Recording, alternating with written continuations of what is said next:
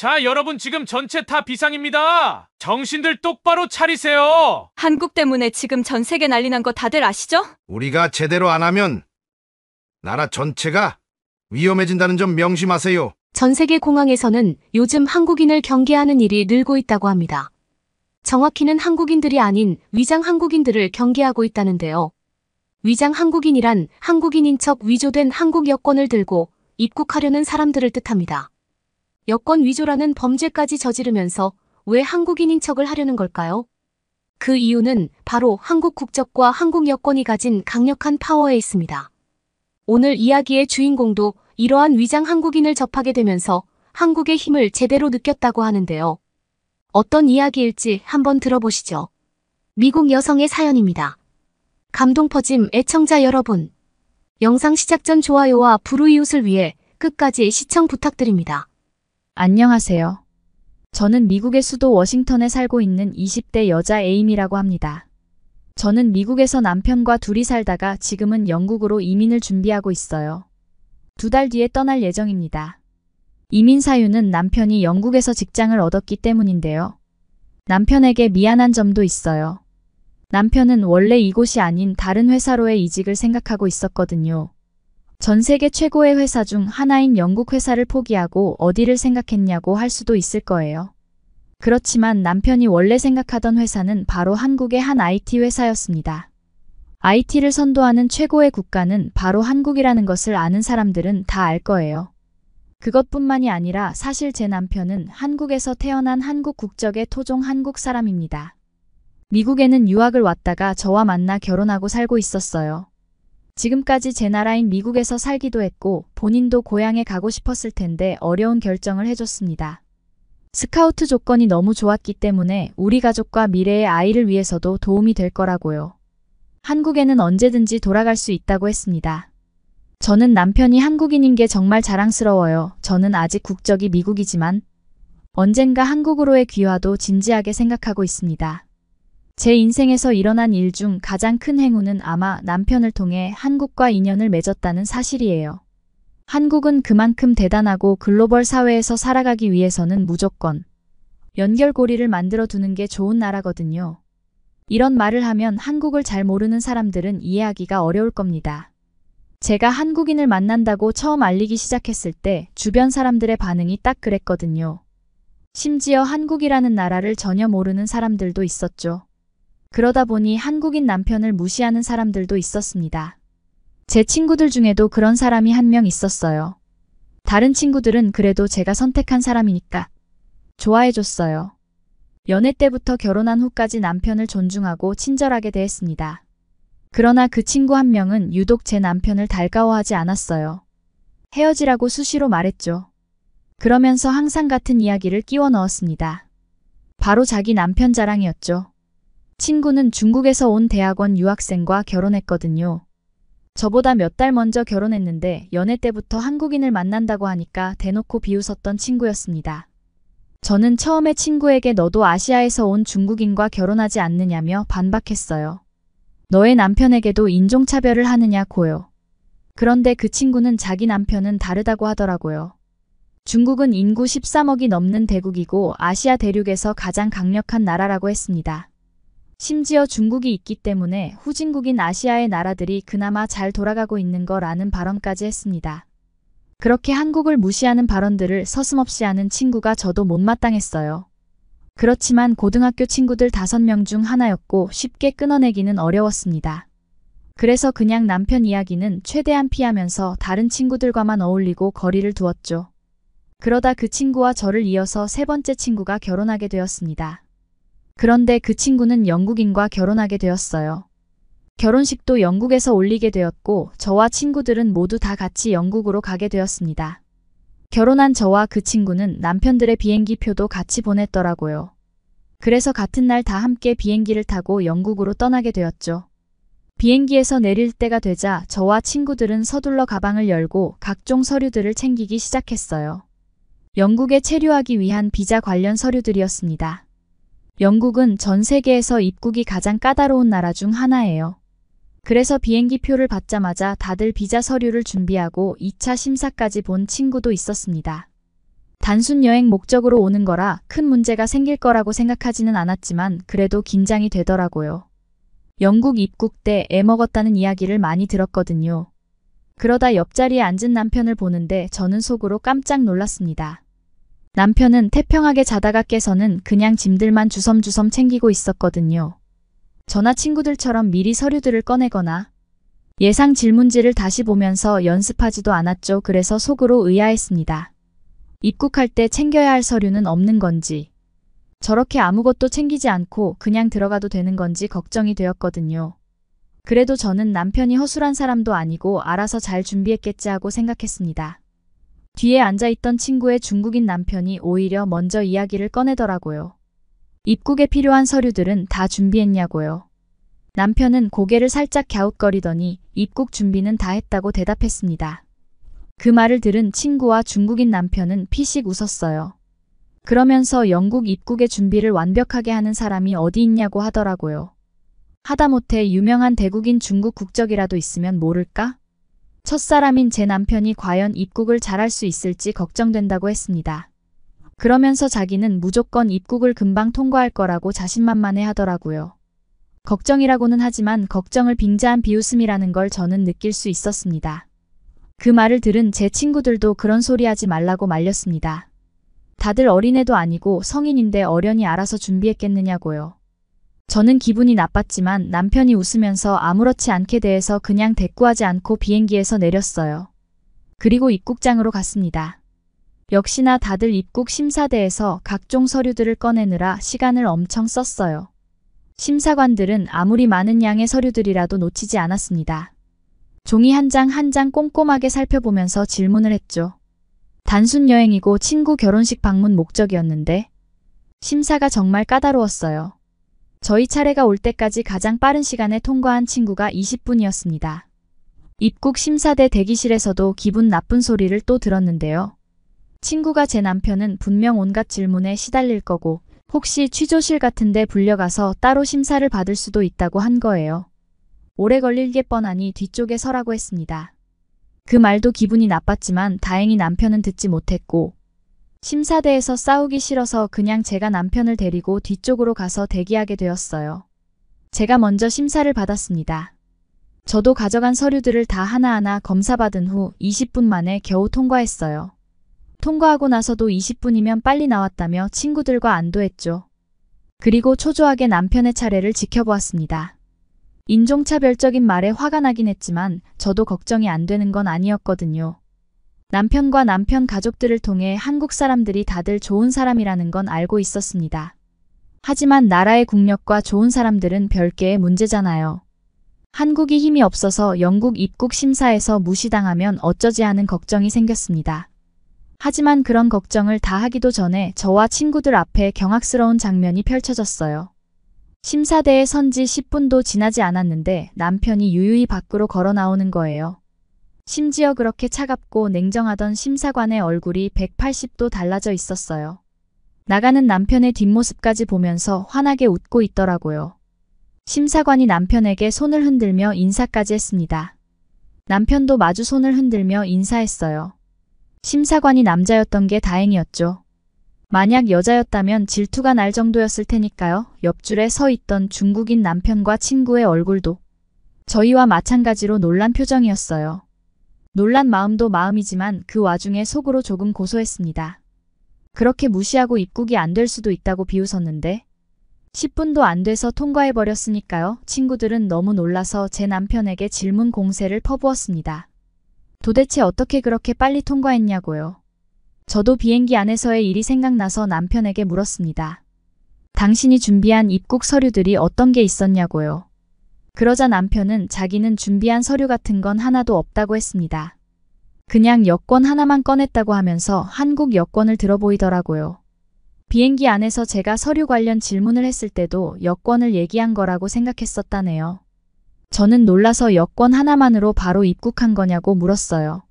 남편은 그렇다고 하면서 특수 목적이 아닌 단순 여행이니까 무비자로 와도 괜찮다고 생각했다고 했습니다. 한국 여권을 가진 한국 국민은 영국에서 무비자로 90일 동안 체류할 수 있다고 하더라고요. 그 말을 들은 저와 친구들은 다들 충격을 감추지 못했습니다. 유럽의 강대국이라는 나라들도 영국 입국할 때는 만반의 준비를 하거든요. 그런데 아시아의 작은 나라인 줄 알았던 한국이 영국과 이렇게 깊은 관계를 맺고 있을 줄은 몰랐습니다. 영국이 무비자 체류를 허용한 나라라면 이미 기본 이상은 국력이 강하다는 뜻이었어요. 게다가 한국 여권을 본 심사관이 남편에게만 유독 친절하기까지 했잖아요. 그 이야기를 하니까 남편이 저 심사관이 케이팝 아이돌을 좋아한다고 했다고 합니다. 그래서 한국인인 자기에게 그렇게 친밀하게 대한 것 같다고요. 한국 아이돌을 저도 알기는 했지만 남편을 통해 알게 된 가수들이었어요. 그래서 영국에까지 이렇게 케이팝의 힘이 강하게 퍼져 있는 줄은 전혀 몰랐습니다. 뒤쪽에서 대기하던 저와 남편이 순조롭게 통과해 입국했지만 저와 친구들은 아직도 출발하지 못하고 있었는데요. 그 이유는 바로 옆 라인에서 대기하던 친구의 중국인 남편 때문이었습니다. 그런데 상황이 심상치가 않았어요. 단순히 질문을 많이 받는 게 아니었습니다. 그 심사대 주변으로 하나둘씩 다른 공항 관계자들이 몰려들기 시작했어요. 그럴수록 중국인 남편의 얼굴은 새하얗게 질려갔고요. 먼저 통과한 친구는 아무것도 못하고 발만 동동 굴렀습니다. 그러다 마침내 공항 경찰들이 도착했어요. 그러더니 중국인 남편의 양쪽에서 팔짱을 끼고 연행해 가기 시작했습니다. 갑작스러운 상황에 저와 친구들 모두 놀랐어요. 친구는 자기 남편에게 무슨 짓이냐고 소리치면서 경찰들의 뒤를 따라갔습니다. 저와 나머지 친구들도 일단 따라갔어요. 친구는 자기 남편이 무슨 잘못을 해서 데리고 가냐고 물었습니다. 그러자 경찰이 놀라운 대답을 하더라고요. 바로 위조 여권 사용이라는 죄목으로 체포한다는 말이었습니다. 취조실에 들어가기 전에 경찰은 위조 여권은 증거품으로 압수하겠다고 했어요. 그리고 중국인 남편이 그때까지도 손에 꼭 쥐고 있던 여권을 빼앗았습니다. 그런데 그 여권을 보자마자 다들 놀라서 웅성거렸어요. 중국인 남편이 가지고 있던 여권은 저희 남편이 가진 여권과 똑같이 생긴 파란색 한국 여권이었거든요. 저희가 웅성거리자 그제서야 공항 경찰들은 진짜 한국인인 남편의 존재를 눈치챘습니다. 그러더니 환한 얼굴로 바뀌면서 남편에게 반갑게 인사하며 다가왔어요. 그러더니 정말 죄송하지만 남편의 여권을 좀 빌릴 수 있겠냐고 물어봤습니다. 위조 여권과 진짜 여권을 대조하는데 필요하다고 잠시만 사용하겠다고요. 남편은 그러라면서 자기 여권을 내줬습니다. 친구 남편을 조사하느라 해가 질 때까지 기다렸어요. 호텔로 이동하지도 못하고요. 밤늦은 시간이 되어서야 친구 남편은 풀려났습니다. 범죄 목적으로 위조 여권을 사용한 게 아니라 입국을 수월하게 하려고 한 거라 기소는 안 된다고 했어요. 그러나 입국은 못하고 곧바로 추방을 당하게 되었습니다. 친구는 남편이 추방당하는 마당에 여기서 하하호 여행하면서 놀 수도 없는 노릇이었죠. 그래서 결국 추방되는 남편과 함께 미국으로 돌아가게 되었습니다. 경찰은 남편에게 여권을 돌려주면서 요즘 한국 여권을 위조해서 무비자 입국을 하려는 여행객이 너무 많다고 하소연했어요. 중국인이나 일본인같이 같은 동양인들이 대다수라고요. 한국 여권을 가진 사람들은 입국이 쉬우니까 생긴 현상이라고 했습니다. 그러면서 이런 사건들 때문에 보여주기식으로라도 해야 할 것 같다고 했죠. 한국 사람들의 입국 심사 때 질문을 많이 해야 하나 고민이라고 했어요. 그런데 또 막상 그러자니 한국 사람들에게 굳이 까다로운 질문을 할 것도 생각나지 않는다고 했습니다. 친구들은 놀라서 한국 사람들은 왜 그렇게 영국 입국이 쉬운 거냐고 물어봤어요. 공항 경찰은 한국 사람들은 영국에서 범죄나 소란을 일으키는 일이 전혀 없기 때문이라고 했습니다. 영국에 와서 좋은 일을 해줬으면 해줬지 절대 나쁜 일은 일으키지 않는다고요. 게다가 공항에서 근무하면서 느끼는 것이지만 한국 사람들은 일을 수월하게 할 수 있도록 해준다고 합니다. 입국 심사대에서 미리 말을 하지 않아도 여권이나 비행기표를 먼저 다 꺼내 놓는데요. 유학생은 학생 증명서와 학교 입학 허가서를 미리 꺼내 두고요. 그래서 한국 사람들은 무조건 빨리 일을 처리할 수 있도록 도와준다고 합니다. 게다가 요즘은 영국에서 한국 브랜드와 한국 제품들이 점점 인기가 올라가고 있다고 해요. K-팝이나 한국 드라마와 영화들도 유명하고요.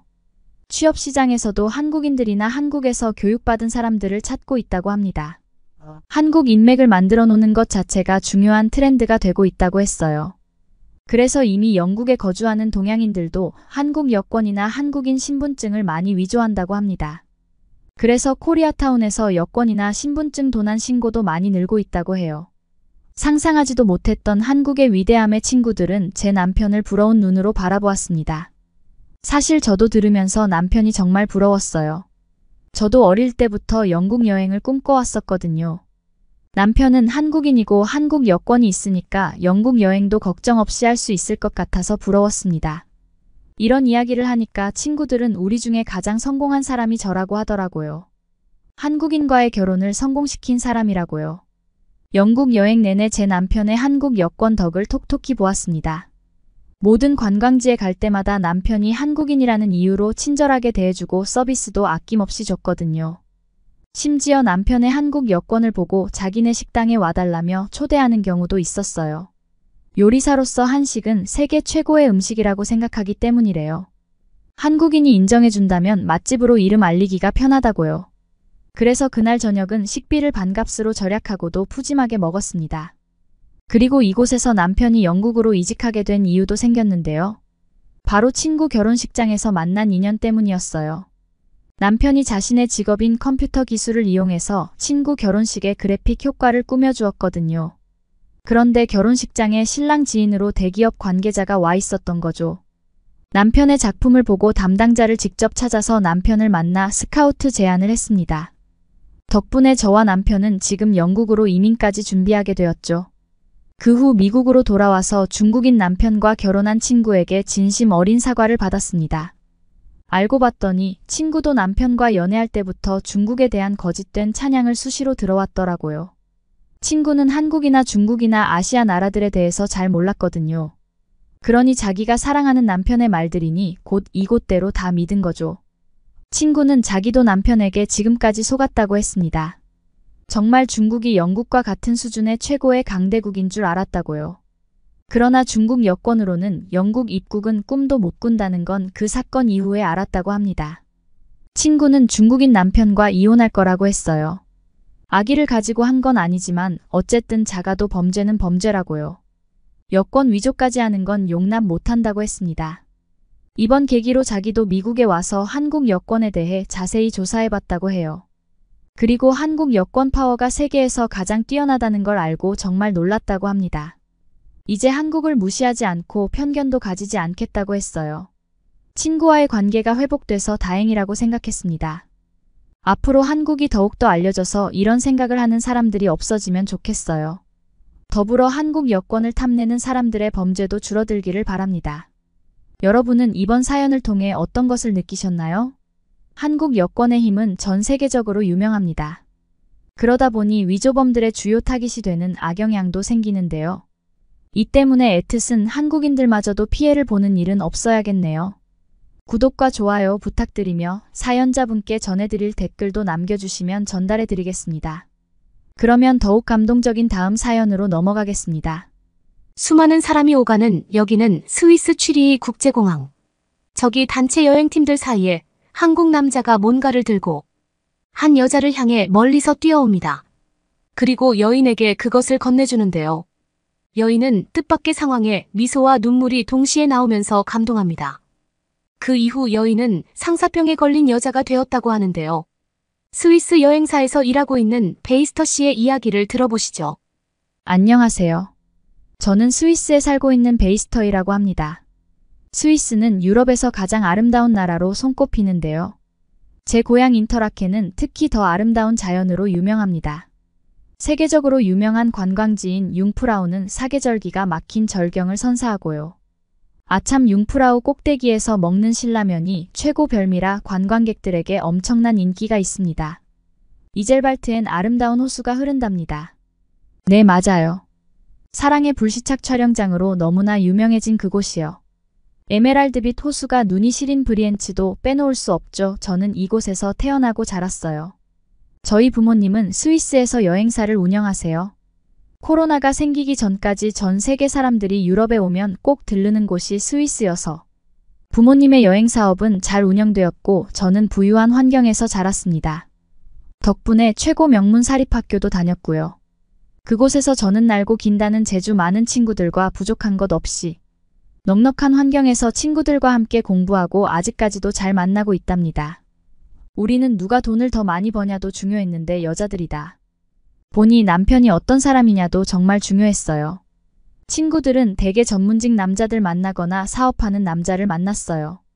저도 뭐 당연히 그럴 거라고 생각했어요. 아직까진 혼자지만요. 부모님 사업이 점점 번창하면서 저는 대학을 졸업하고 부모님 회사로 들어갔습니다. 그리고 동아시아 쪽 여행객을 받는 곳으로 배정받았어요. 저는 처음에 미국이나 캐나다가 있는 아메리카 쪽 여행 담당으로 요청했는데요. 부모님은 그쪽은 이미 담당자들이 베테랑이어서 저보고 상대적으로 한적한 아시아 쪽을 담당하라고 했어요. 부모님께 말씀 안 드렸지만 저는 자존심이 상했어요. 아시아 담당이라니요? 제가 그런 거 하려고 좋은 대학 나온 건 아니거든요. 왠지 아시아 쪽은 돈이 없어서 여행도 잘 안 다닐 것 같고 좋은 상품을 제공해도 좋은 줄 몰라서 항의를 할 것 같고 뭐 여튼 그랬습니다. 그래서 친구들한테도 부모님 회사에 들어갔지만 아시아 담당이라고 말하지는 않았어요. 사실 유럽은 아직 인종차별도 있고 유색 인종에 대해 얕잡아보는 경향이 남아있거든요. 제가 다니던 고등학교에 동양인 친구가 6개월 정도 다니다가 다른 나라로 간 적이 있어요. 물론 그 친구도 부모님 사업으로 영국으로 이사 간 거였어요.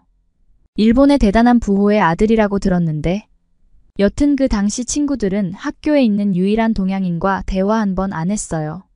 부모님 여행사로 출근하기 시작하면서 저는 아메리카를 담당하는 상대편과 왠지 모를 경쟁을 해야겠다는 욕심이 들었어요.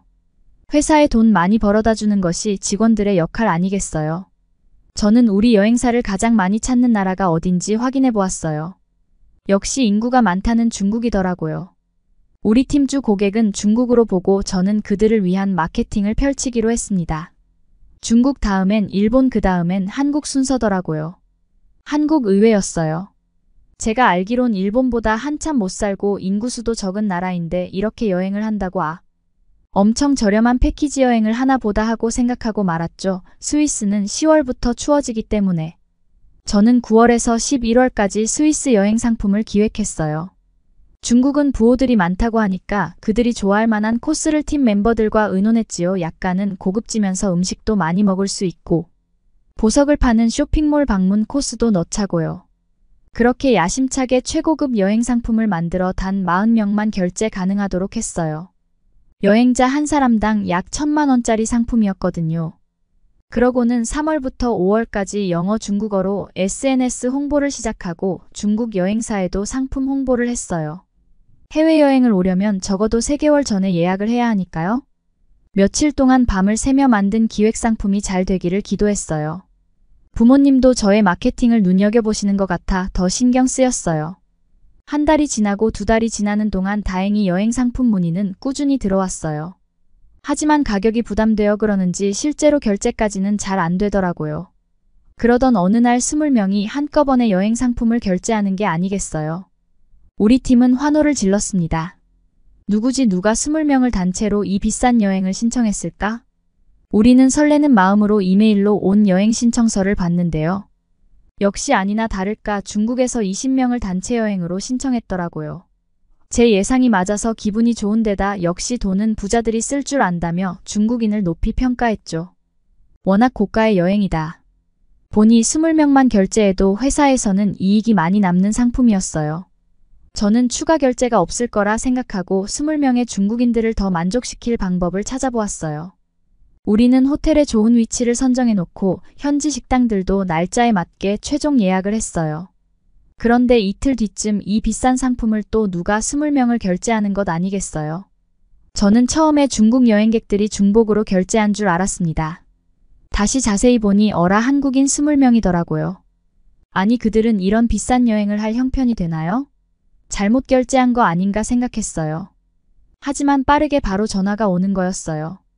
한국에서 일하는 여행 가이드 하주영이라고 본인을 소개하면서 인스타그램으로 우리 상품을 알게 되었고 여행 코스가 마음에 들어서 지인들과 함께 가기로 했다고 하며 몇몇 식당을 추가로 예약해달라고 부탁까지 하더라고요.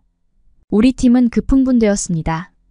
갑자기 40명이 선택한 고급 여행 더 이상 홍보하지 말고 40명에게 집중하기로 했습니다.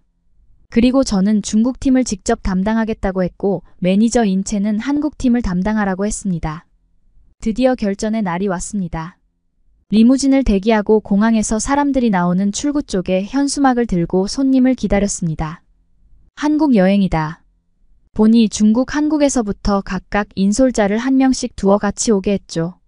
그들이 자기 나라에서부터 편안하게 올 수 있게 말입니다. 저 멀리 우리 여행사 직원 겸 인솔자가 모습을 드러냈습니다. 중국팀, 한국팀 모두 한 번에 알아보았습니다. 저는 여행사 담당자로 인사를 하고 여행객들을 각각 리무진으로 모셨습니다. 20명이 탈 수 있는 벤츠버스 리무진이었어요. 매니저도 한국팀을 저쪽 리무진으로 안내를 했어요. 중국 여행객들은 여행으로 들떠서 그런지 계속 높은 언성을 내며 중국어로 대화하더라고요. 처음엔 괜찮았는데 나중엔 귀가 슬슬 아프고 듣기가 싫어지기 시작했습니다. 반면에 저쪽 한국팀은 조용했어요. 아마 벌써 기가 죽어서 그런 것 같아요. 장거리 비행으로 피로해진 두 여행객 팀을 호텔로 안내를 했습니다. 처음에 차에 탈 땐 몰랐는데 호텔 로비에서 체크인을 하려고 보니 한국 사람들. 여행 캐리어를 꽤 고급진 걸로 쓰고 있더라고요. 그리고 계속 차분하고 조용했습니다. 반면 저의 중국팀은 무슨 질문이 그리도 많은지 숨 돌릴 틈 없이 설명하느라 애먹었습니다. 호텔 방을 배정해드리고 짐을 풀고 쉬시라고 했어요. 첫날 일정은 밤늦게 호텔에 도착한지라 아무 일정이 없었거든요. 저녁 식사도 기내식으로 했을 겁니다. 우리 여행사팀도 호텔에 짐을 풀고 씻고 쉬려고 했습니다. 내일부터 바쁜 일정이 시작될 테니까요. 그런데 호텔 방에 도착해서 의자에 엉덩이 붙이기도 전에 중국팀에서 전화가 왔어요. 저녁 안 먹냐고요. 내 저녁은 원래부터 없었거든요. 밤 9시 도착 비행기를 타고 왔으니 당연히 저녁은 기내식 드신 거 아니냐고 했는데 무슨 소리냐면서 밥을 제대로 먹어야 한다고 당장 식당을 예약하라고 하는 거 아니겠어요. 이런 황당한 일이 있나요? 어쨌든 저는 부모님 회사의 입장을 생각해서 중국팀의 편의를 봐주려고 식당을 알아보았습니다. 유럽 식당은 저녁 9시면 다 닫거든요. 저는 안주가 잘 나오는 술집이라도 찾으려고 했는데 그것도 마땅히 없었어요. 당황하고 있는데 혹시나 해서 호텔 프론트로 전화했어요. 혹시 간단한 음식 제공이 되겠냐고요. 그랬더니 프론트 직원이 안 그래도 늦게 온 한국 손님들이 레스토랑에 와서 와인을 한 잔씩 하고 있으니 와도 괜찮다고 하더라고요. 호텔 식당은 밖에 식당보다 더 빨리 문 닫는데 무슨 일인가? 알아보니 한국 사람들이 여행 온 기분이 너무 좋아서 호텔 측에 사례를 충분히 하겠으니 간단히 와인 한 잔 할 수 있게 해줄 수 있겠냐고 물었고 호텔 측은 한국인이 제시한 추가금과 팁이 너무 많아 마다할 이유가 없었던 거였죠. 그런 상황에 중국인들이 합류하게 된 겁니다. 그러면 사실 추가금을 나눠서 내야 할 것도 같은데 한국팀은 특히 저와 사전에 통화했던 하주영 씨가 우리가 미리 돈을 냈으니 같이 와서 즐기자면서 중국인에게 영어로 말하는 것이었습니다. 중국인들은 시끌벅적 소리를 내며 앉아 이것저것 주문했습니다. 식비도 분명 나눠내야 할 텐데 저는 어떻게 계산을 해야 할지 막막했습니다. 그리고 쉬지도 못한 상태에서 대기하다 보니 너무 피로해진 겁니다. 저의 모습이 안 돼 보였는지 하주영 씨는 저보고 먼저 가서 쉬라고 했습니다. 그리고 여기 모임이 어느 정도 끝날 때 전화를 준다고 했어요. 쉬어야 내일 일정도 운영이 될 테니 편안하게 하라고 하더라고요. 와, 진짜 매너 너무 좋은 거 아닌가요? 이건 비밀인데 속으로는 하주영 씨가 꽤 잘생겼다고 생각했습니다. 아참, 이러면 안 되죠. 저는 일을 하러 왔으니까 하주영 씨의 제안에도 불구하고 저는 끝까지 자리를 지키고 그들이 다 들어갈 때 호텔 방으로 와서 넉다운이 되었습니다. 저는 하주영 씨 말을 들었어야 했습니다. 첫날부터 누적된 피로는 이후 연속 3일 동안 중국인들의 시끄러운 대화와 함께 머릿속이 혼미해진 상태로 계속 같이 다녀야 했습니다. 나중에 알고 보니 중국어가 성조가 발달해서 음의 높낮이가 격하게 차이 난다고 하더라고요. 그래서 원래 목소리도 크지만 대화를 하게 되면 더 시끄럽게 들린대요. 저는 중국인들의 대화, 그들의 먹성, 정말 자잘한 요구사항까지 다 들어가며 일하다 보니 머리가 터질 것 같았습니다. 그런데 한국 여행팀과 같이 있는 린체 매니저는 얼굴이 살아나고 있는 겁니다.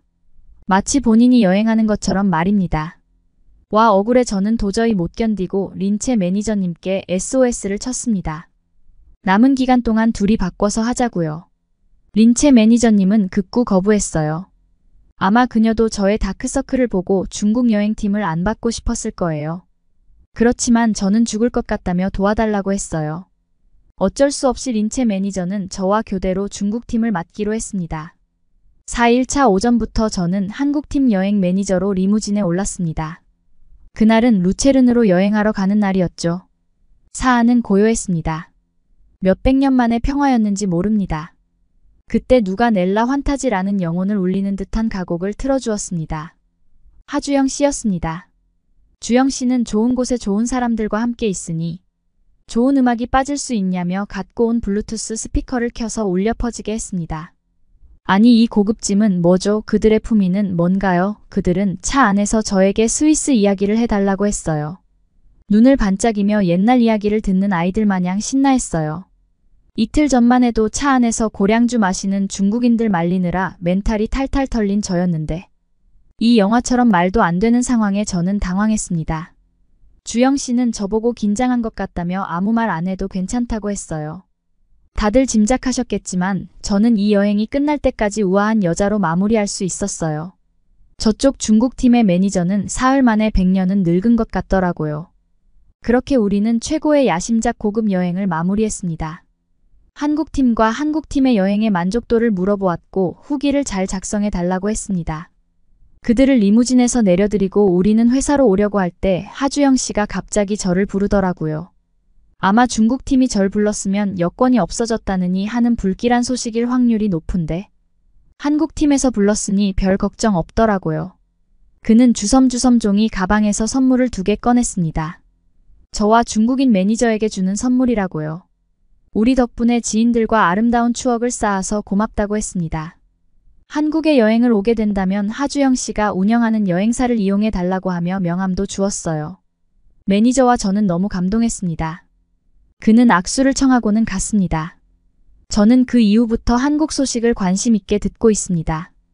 한국 사람들이 가진 매너에 너무 놀랐거든요. 중국 사람들이 유독 시끄러워 비교된 것도 있을 테지만 그걸 떠나 사람을 배려하는 것이 몸에 배인 것 같았어요. 성황리의 저의 야심작 고급 여행 프로젝트는 끝났습니다. 아이들을 길게 하다 보니 많이 지쳐서 회사에 3일 정도 휴가를 내고 쉬었습니다. 그리고 다시 출근했어요. 컴퓨터 앞에 앉아서 이제 또 어떤 상품을 기획해볼까? 고민하면서 저도 모르게 한국인들이 좋아할 만한 것이 뭔지 찾아보기 시작했습니다. 저는 앞으로 한국 고객만 담당할 거거든요. 그런데 일이 잘 안 되더라고요. 사연을 보내는 지금도 저는 머릿속이 복잡합니다. 왠지 잘 모르겠지만 하주영 씨 얼굴이 자꾸 떠오릅니다. 그에게 메일을 보내려고 글을 쓰고 있는데 썼다 지웠다를 반복하네요. 저 한국에 한번 가봐야 하는 거 맞죠? 제 사연은 여기까지입니다. 다음에는 제가 한국에 간 사연을 들려드렸으면 좋겠네요. 감사합니다. 오늘의 사연 재밌게 들으셨나요? 타국에서도 품위 있는 매너를 지켜준 한국 여행객들이 대단해 보이는데요. 그나저나 베이스터 씨의 앞으로의 행보가 너무 궁금합니다. 구독과 좋아요 부탁드리며 사연자분께 전해드릴 댓글도 남겨주시면 전달해드리겠습니다. 그러면 더욱 재미있는 다음 사연으로 넘어가겠습니다. 해맑게 웃으며 걸어가는 한국인 학생들. 얼굴이 시뻘개진 외국인이 학생들 사이를 비집고 들어가. 한국인 남학생을 들어올려 유도의 기술인. 들배지기를 갑자기 시도하려고 합니다. 두려움을 느끼는 한국인 남학생은 김치가 가진 매운맛을 외국인에게 보여주려고 하는데요. 대체 무슨 일이 있었던 것일까요? 안녕하세요. 저는 일본의 고등학생 겐지라고 합니다. 어렸을 적부터 일본의 농구선수인 겐지타로의 이름을 따라 키까지 컸기에 나중에 커서 농구선수 하라는 얘기를 자주 들었는데요. 특히나 요새는 미국보다 한국의 농구가 점점 더 성장하고 있으니 나라도 가까우니까 옆 나라로 가서 우리 일본의 뛰어난 모습을 한국에게 알려주는 것이 어떻겠냐는 얘기를 종종 들었습니다. 저는 별로 키가 크지 않다고 얘기하곤 했지만 우리 부모님도 그렇고 너도 나도 농구계 유전자가 분명히 DNA 속에 내재되어 있을 거라고 인위적인 자신감을 계속해서 제 안에 주입해 주었기에 저는 점점 제 자신이 뭔가 우월하다는 착각 속에 빠졌습니다. 그러다가 최근에 바라보게 된 한국 드라마에 있던 사람들의 키는 저와 비교할 수 없을 정도로 커다랬는데요. 왜냐하면 일본의 평균 키는 162고 제가 170인데도 불구하고 한국인들의 키는 대부분 175 이상은 무조건이었던 것이었어요. 키에 대해 얘기하니 어렸을 적에 성장기가 오기 전부터 키가 작았기 때문에 제가 당했던 놀림들이 생각납니다. 저보고 난쟁이 똥자루라고 얘기하는 친구들의 목을 움켜쥐고 싶을 정도로 저는 화가 났었는데 점점 키가 커지면서 친구들이 우러러보기 시작했고 많은 존경과 부러움을 사게 되었습니다. 그렇게 여자친구도 사귀게 되었는데 한두 달쯤 만나다 헤어지게 되었지만 어쨌든 그 짧은 시간은 정말 제 인생에서 굉장히 소중했던 경험이었습니다. 저희가 헤어지게 된 계기는 제 여자친구의 키가 너무나 작았던 것이었습니다. 최근에 대부분의 한국인 중 남성은 물론이고 여성까지 제 키보다 크다는 사실을 알게 되면서 대단한 문화 충격에 빠져야 했는데요. 그러다가 일본에 유학을 왔던 한국인 여학생에게 난생 처음 고백을 했다가 난생 처음 거절당하게 되었습니다. 일본에서는 제 큰 키를 보고 무슨 말을 하든 간에 여자들은 해벌쭉 웃곤 했는데 한국인 여학생은 키가 큰 한국에서 자라왔기 때문인지 제 키가 작다고 생각한 것이 분명했습니다. 저는 깔끔하고 청결한 한국인 여학생에게 고백을 단칼에 거절당하면서 더 이상 한국을 떠올리려 하지 않았습니다. 한국은 키가 크다고 제멋대로 저를 대우하는 것 같았습니다. 하지만 키가 크다고 사람들을 차별하고 막대했던 것은 결국 한국이 아니라 저라는 사실을 깨닫게 되었던 경험은 겨울방학에 혼자 방문한 한국에서 겪었습니다. 한국은 일본이랑 너무나 거리가 가까워서 1시간도 채 안 되어 도착할 수 있었고 그렇게 도착한 인천공항에서 키도 크고 잘생기기까지 한 한국인을 보면서 저는 은근히 시기와 질투심에 사로잡혔고 문득 나 자신이 너무 초라해 보이기 시작했습니다. 외적인 부분에 너무 신경 쓰고 있었다는 사실에 어떠한 죄책감도 들었던 것이었습니다. 게다가 한국인들은 모두 부자인 것 같았기에 저는 샘나기도 했는데요. 제가 학생인데도 혼자 해외여행을 가고 있다고 저희 집이 잘 산다고 생각하지 말아주셨으면 좋겠습니다. 왜냐하면 저희 부모님은 그렇게 부자가 아니기 때문입니다. 엄마 어린 시절부터 무진장 가난했기에 자식만큼은 원하는 대로 크게 해주자며 부모님은 언제나 해외여행을 가기 싫어도 억지로 보내주곤 했기에 저로서는 원하는 목적지를 언제든 선택할 수 있었던 자유가 있어 원한다면 언제든지 한국에 올 수 있던 것이었습니다. 저는 예상보다도 더욱 놀라운 한국의 전경을 보면서 까무러칠 정도로 놀라며 밖으로 뛰쳐나오다 공항 밖에서 교복을 입은 한국인 학생 무리를 쳐다볼 수 있었습니다. 딱 봐도 저보다 상당히 키가 큰 게 확실했고 저를 보면서 눈을 흘기는 것을 보며 키가 작다고 무시하고 있다는 느낌을 받은 저는 분명히 깔창을 끼고 있는 게 여실해 보여 가까이 다가가서 혹시 신발 속에 대체 몇 센티의 깔창을 끼워 놓았길래 나를 이렇게 무시하느냐고 일본말로 물어보았는데 그 말이 대체 무슨 뜻인지 알아보지 못하는 한국인의 얼굴을 보면서 저는 아무래도 이 한국인들이 깔창을 공개하기 싫으니 그러니까 주변에 있는 여학생에게 놀림을 받고 싶지 않으니 제 말을 못 알아듣는다고 생각한다고 추측했기에 도저히 가만히 있을 수 없었습니다.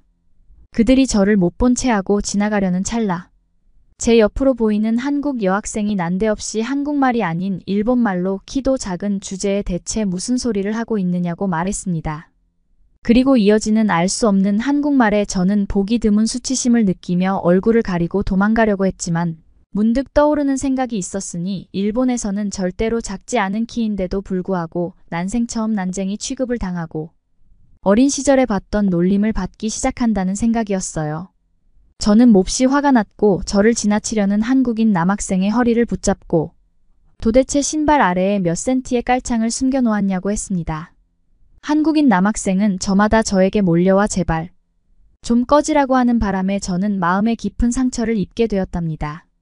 저는 한국의 모텔에서 밤잠을 설치면서 어째서 한국의 학생들은 그런 식으로 깔창을 끼고 있는지 여러 가지로 조사를 해보았고 알고 보니 깔창을 낀 것이 아니라 그냥 어렸을 적부터 김치라는 식이섬 유소가 풍부한 영양가 좋은 음식을 매일마다 섭취했기 때문에 그런 식으로 키가 클 수밖에 없다는 사실을 알게 되었습니다. 제가 있는 일본에서는 아침 저녁으로 짜장면이나 탕수육밖에 먹어대지 않다 보니 쓰레기 같은 영양소가 제 키를 수축시켰다는 사실에 다시는 짜장면을 거들떠도 보지 않기로 했고 탕수육을 저는 원래 부어 먹는 편이었지만 앞으로는 찍어 먹기로 결정했습니다. 그렇게 정말로 애석한 마음이 들었고 아쉬운 마음을 떠올리며 애초에 한국에서 태어났더라면 보다 더 큰 키를 가지고 사람을 내려다볼 수 있었을 텐데 하는 마음가짐과 함께 저보다 더욱 좋은 환경에서 자란 한국인 여학생을 한번 만나보고 싶다는 생각이 들어 휴대폰에 있는 데이트 어플을 통해 여러 가지로 메시지를 보내보았습니다. 그러다 호기심 섞인 어떤 메시지가 도착했고, 실제로 작동하는 듯한 데이트 어플 시스템에 말문이 왈칵 막힌 채로 한동안 휴대폰을 째려보았답니다. 그러다 진정 여자가 보낸 메시지인지 어플 관리자인 남자가 보낸 메시지인지 도무지 알 수가 없어. 저는 편견에 갇힌 채로 더 이상 어플을 상종하지 않기로 했는데요.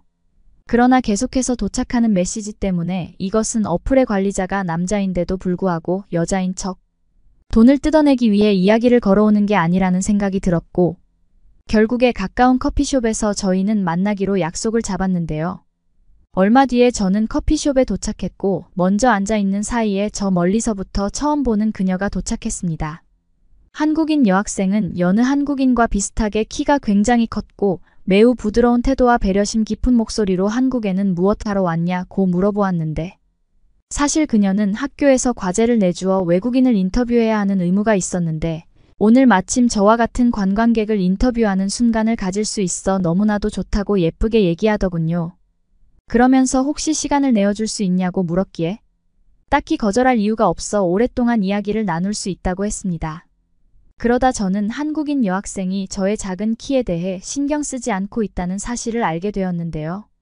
분명 한국인들은 모두 키가 커서 자부심이 느껴져 앞에 있는 키가 작은 상대를 깔보아야 정상이라고 생각했는데도 불구하고 저의 사춘기의 중두병에서 우러나온 착각이었는지 한국인은 전혀 그런 생각을 하지도 않았고, 오히려 저를 원래보다 더 좋은 사람으로 대해 주어 굉장히 배려받고 있다는 생각이 들게 되었습니다.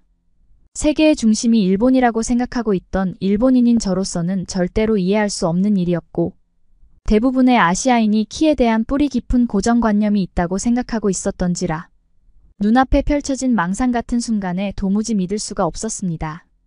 그러다 한국인 여학생이 추천해주는 식당에 들어가 한국의 매운 김치 맛을 맛보니 저는 제 키가 한국보다 왜 이렇게 작은지 그제야 깨달을 수 있었고, 일본에 돌아가게 된다면 한국의 김치를 매일마다 먹어야겠다는 생각에 매료될 수 있었습니다. 저는 여학생에게 말했습니다. 그런데 알고 있어, 이 김치는 사실 일본에서 비롯된 거래. 제 말에 여학생은 갑자기 저희 뺨을 때리더니 무슨 말도 안 되는 소리냐고 하며 짐을 싸고 집에 돌아가려는 것이었습니다. 저는 급작스레 후회감이 밀려들어 한국인 여학생의 손을 붙잡고 정말 잘못했다고 얘기했고, 무릎을 꿇으며 나처럼 비열한 일본인과 말을 섞어 주어 정말 고맙다고 하니 여학생은 그제야 조금은 용서해줄 의향이 있다고 얘기해 주었습니다. 공연히 저는 이런 마음이 들었습니다. 과연 제가 이곳에서 한국인 여학생과 말할 자격이 있는지요? 그래서 저는 여학생에게 솔직히 나는 너처럼 자부심이 높은 한국인을 만날 자격이 없는 것 같다고 했습니다. 게다가 나는 키가 크다고 자만하며 지금까지 키가 전부인 인생을 살아왔는데, 너처럼 키가 큰 한국인을 마주하니 아무런 가치가 없는 인생으로 느껴진다고 했습니다. 한국인 여학생은 매우 곤란한 표정을 지었기에 순간 저는 괜히 그런 말을 했다고 생각했고, 너무 미안하다며 그녀에게 끈질기게 변명하기 시작했습니다. 사실 방금까지 한 말은 허무맹랑한 말이었고, 원래 일본인들이 만드는 물건은 대부분 가짜가 많기 때문에 내가 방금 한 말도 가짜였다고 생각하면 충분할 거라고 설명할 수 있었습니다. 하지만 한국인 여학생의 마음에는 제 말이 와닿지 않았는지 시간이 꽤 늦었다며 내일 다시 보자고 얘기하며 짐을 쌌습니다. 저는 별로 예감이 좋지 않아 그녀의 뒤를 조금씩 쫓아가기 시작했습니다. 왜냐하면 저 말고 다른 일본인 남학생을 만날 것만 같았으니까요. 그러다가 갑자기 그녀가 뛰기 시작했고, 무슨 약속이 떠올랐나 하는 생각이 들어 추가로 대체 지금 내가 뭐하고 있는 것인지 몰라 스스로가 부끄러워 더 이상 그녀를 따라가지 않고 집으로 돌아갔습니다. 그런데 역시나 불길한 예감은 현실이었고, 그녀에게는 더 이상 답장이 오지 않았기에 제 눈에는 다른 일본인 남학생을 떠올리며 피눈물이 마르지 않을 날이 없었습니다. 저는 어째서 쓰레기 같은 일본에서 태어났는지 이해할 수 없어 한국 모텔의 허름한 벽을 하루 종일 쳤고, 키가 큰 한국인이 너무나 부러웠습니다. 그러던 어느 날 일본으로 돌아온 저는 한국인 여학생의 연락처를 보면서 삭제를 해야 하는지 말아야 하는지 고민을 하는데, 갑자기 그녀로부터 귀신같이 전화가 오는 게 아니겠습니까? 저는 너무나 무섭고 행복한 마음에 도무지 어떻게 해야 할지 몰라 전화기를 들고 이리저리 배회하다가 결국에 전화를 받게 되었는데요. 한국인 여학생은 지금까지 연락을 못 줘서 미안하다고 했습니다. 저와 만나고 나서 집으로 돌아가는데 다짜고짜 누가 쫓아와서 혼이 빠지게 뛰어가느라 휴대폰을 떨어뜨려 버렸다고 그 사실을 집에 도착하고 나서야 알게 되었고, 다시 돌아가 보았지만 휴대폰은 어디에도 안 보였다 고 했습니다. 그리고 그녀는 아무래도 무슨 일본인이 따라온 것 같았다고 저에게 얘기했는데요. 사실 당시에 저는 대체 그녀가 어디로 가는지 알 수가 없어 어디를 가느냐고 일본말로 외쳤던 것도 같은데 너무나 갑작스럽고 당황한 나머지 그 사실을 잊어버렸던 것 같았습니다.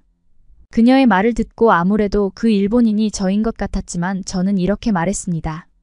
일본에는 1억 명이 살고 있어서 같은 국적이긴 하겠지만 그 사람이 나는 누군지 도통 모르겠다고 누군지 몰라도 국가 망신을 제대로 하고 있는 사람이라고. 저는 그녀의 뒤를 따라갔었다는 사실을 꽁꽁 숨긴 채 어차피 일본으로 돌아온 마당에 기분 좋은 이별을 하기로 결심했고 그녀에게 이렇게 말했습니다. 너처럼 키가 크고 아름다운 한국인은 자랑스럽게 한국에서 태어난 남자를 만나야 한다고 했고 나처럼 키가 작은 일본인은 저와 같은 일본인을 만나야 한다고 얘기해 주었습니다. 그런데 그녀는 사실 제가 일본인치고 키가 작지 않고 얼굴도 아주 못생기지 않아서 같이 많이 어울리고 싶었는데 갑자기 이렇게 되어버려 아쉽다고 했기에 저는 너무나 억울하고 후회되는 마음에 눈물을 흘리면서 어떻게 말해야 할지 몰라 마음을 삭히다가 갑자기 그녀가 이렇게 말하는 것이 아니겠습니까? 나 혼자 착각을 했던 것 같다. 너는 아무런 생각이 없었구나. 그렇게 전화는 흐지부지 끝나기 직전이 되었고 그래도 저는 끝마무리를 해두어야 한다는 마음에 나와 같은 일본인은 너처럼 따뜻한 한국인과 어울리지 않는다고 했고 나보다 키가 크고 잘생긴 한국인 남자를 만나 행복하게 지내라고 얘기해 주었습니다. 저는 짧은 시간 동안 그녀와 만나면서 결혼까지 할 계획을 세웠었지만 그렇지 않은 것처럼 깔끔하게 포장을 완료했고 한여름 밤에 꿈으로 남겨두게 되었습니다. 그건 그렇고 저는 수많은 편견에 둘러싸인 채 한국으로 향했는데 한국인 여학생은 제 편견을 모두 깨뜨려 주었고 저를 더 좋은 일본인으로 만들어 돌려보내 주었습니다. 이제 저는 더 이상 키가 크다는 자부심만으로 살아가지 않게 되었고 사람이 가지고 있는 내적인 부분을 더욱 신경 쓰며 살아가려고 하고 있지만 대부분의 일본인들이 전혀 그렇지 않고 돈이 많거나 키가 큰 사람을 우러러보는 경향이 있어서 가끔씩 저 또한 그러한 경향에 둘러싸여 판단력을 잃곤 했기에 저는 한국이 가면 갈수록 부러웠고 빠른 시일 내로 한국으로 이민 가기로 결정했습니다. 그날 이후로 저는 매일 아침마다 김치를 먹고 있답니다. 키에 대해 전혀 신경 쓰지 않으려고 했지만 여전히 거기에 대해 저만 생각하고 있으며 한국인의 우월한 키의 비밀은 아무래도 김치에 있다는 생각에 매일 아침마다 김치를 먹지 않을 수가 없었고 사실 키에 대한 생각을 빼더라도 김치의 맛에 제 몸이 중독되었는지 더 이상 김치 없는 식사는 인정할 수 없었습니다. 저는 언제쯤이면 당시에 보았던 한국인들처럼 키가 커질 수 있을지 매일 전전긍긍하며 김치를 먹다가 종종 너무 매워서 눈물이 흐를 때면 한국인 여학생은 대체 어디서 뭘 하고 있는지 조금 궁금해하며 또 다른 일본인 남자를 만나고 있겠지 같은 생각에 이르면 분노에 차 일본의 허름한 벽을 쿵쿵 치는 것이 요즘의 일상입니다. 여러분은 어떻게 보셨나요? 응원과 격려의 한마디씩을 댓글로 남겨주시기 바랍니다. 사연자분들에게 전달해 드리겠습니다. 실제 사연 제보를 받고 있습니다. 채택되신 분께는 작은 선물도 보내드리고 있습니다. 저희의 사연이 여러분의 하루에 작은 힘이 될 수 있었으면 좋겠습니다. 감동적인 사연을 주변 분들과 이야기 나눠보세요. 더욱더 좋은 영상으로 다시 찾아뵙겠습니다.